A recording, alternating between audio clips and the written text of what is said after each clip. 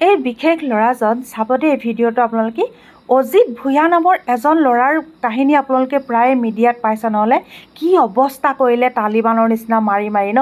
ইয়াকো তেনেকা নকৰেতো আমি যদি চৰকাৰ গঢ়িব পাৰোঁ ভাঙিব পাৰোঁ এইটো কোনে কৈছে মই কোৱা নাই নমস্কাৰ ৰাইজ মই মানে জুবিন দাই কৈছোঁ আমি এতিয়া এক খবৰ হ'ল জাতি ভেদেৰি চৰকাৰ আমি আকৌ নতুন চৰকাৰ কৰিম বিজেপি চৰকাৰে কি কৰিছে কি কৰা নাই এইটো আপোনালোকে জানে ময়ো জানো চবেই জানে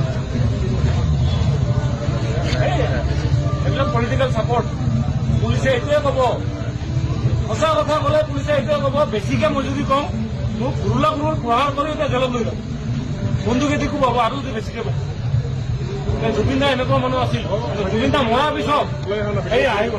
জুবিন দা মৰাৰ পিছত যিটো হৈছে গোটেই সমাজ একলগ হৈছে নে জাতিভেদ আছে নেকি মন্দিৰ নহয়তো মই ভাষণ দিয়া নাই মই পলিটিকেল লিডাৰ নহয় ভাই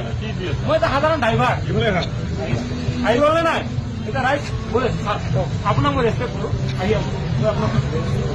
জুবিনা একবাৰ ভালকে খাব দিব দিয়ক আৰু কিজানি আহিব নাপাব পাৰোঁ কালি কিজানি এইটো চবেইতো ভিডিঅ' কৰিছে ছ'চিয়েল মিডিয়াত কালি আপলোড হ'ব মানুহে যদি জেলত ঘূৰাব কি হয় মই কিজানি আণ্ডাৰগ্ৰাউণ্ড হিচাপে মৰিবও পাৰোঁ যেনেকৈ আলফাৰ দিনত হৈছিল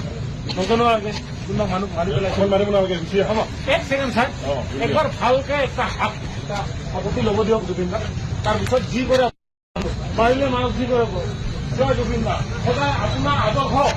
আপোনাৰ কথা আমি মানি চলিম